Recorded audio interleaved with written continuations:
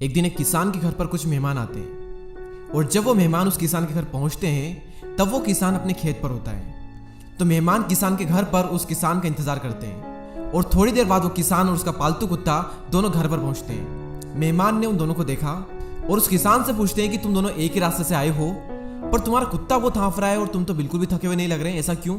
तभी वो किसान उन्हें बताता है कि हम दोनों एक ही रास्ते से तो आए हैं, लेकिन मैं सीधा घर पर आया हूँ। लेकिन इस कुत्ते को अगर रास्ते में कोई दूसरा कुत्ता मिल जाता था तो ये पहले उसके पीछे भागता, फिर मेरे पास आता, फिर और कोई कुत्ता मिलता तो उसके पीछे भागता, फिर मेरे पास में आता, और पूरे रास्ते में ये यही करता रहा, इसलिए इतना ज्यादा थका हुआ लग रहा है। देखिए, कहानी इतनी इंटरेस्टिंग नहीं लगी होगी आपको, लेकिन इसकी जो सीख है ना वो बहुत बड़ी है। आप में से कई सारे ऐसे लोग हैं जिनके सपने बहुत बड़े हैं, तो इस मंजिल के सफर में जिस तरह उस कुत्ते को कई सारे कुत्ते मिल रहे थे, उसी तरह आपको भी कुत्तों की तरह लोग मिलेंगे जो आप पर भौंकेंगे भी। दो ऑप्शन है आपके सामने, उस कुत्ते की तरह इंसान से लड़ने में, उसे समझाने में अपनी एनर्जी वेस्ट कर दो, उसके पीछे भागते रहो, या फिर उस किसान की तरह अपना लक्ष्य अपने माइंड में रख करके सीधे रास्ते पर चलते जाओ।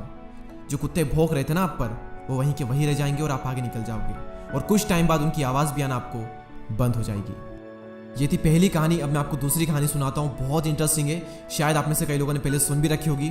एक बार एक पिता अपने बच्चे को पार्क में घुमाने के लिए ले जाते हैं। तभी रास्ते में कुछ घास होती है।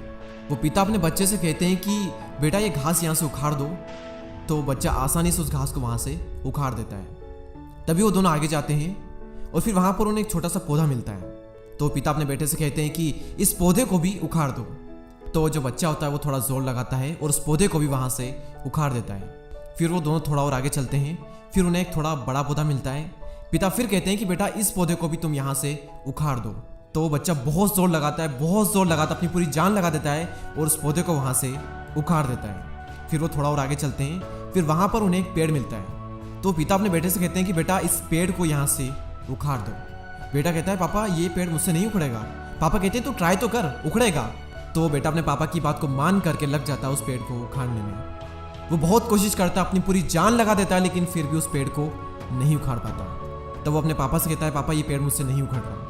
तभी उसके पापा कहते हैं बेटा कोई बात नहीं, लेकिन यहाँ पर तुम्हारी आने वाली ज़िंदगी के लिए एक बहुत बड़ा सबक है। जैसे जैसे तुम्हारी उम्र बढ़ती जाएगी तुम कई सारी आदतों का शिकार हो सकते हो, और तुम्हारी बुरी आदतें भी शुरुआत में उस घास की तरह होगी, लेकिन टाइम के साथ में उस छोटे पौधे की तरह बन जाएगी, फिर बड़े पौधे की तरह, और फिर उस पेड़ की तरह। उन बुरी आदतों को अगर टाइम के साथ में नहीं उखाड़ा गया तो एक टाइम पर वो ऐसा रूप ले लेगी कि आप चाह कर भी अपने अंदर से उन आदतों को नहीं मिटा सकोगे।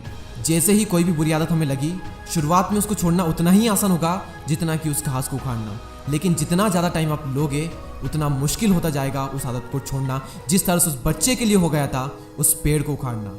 आदतें ही इंसान का भविष्य बनाती भी है और आदतें ही इंसान का भविष्य बिगाड़ती भी है। इससे पहले कि आपकी आदतें आपको कंट्रोल करें, आप अपनी आदतों को कंट्रोल करें।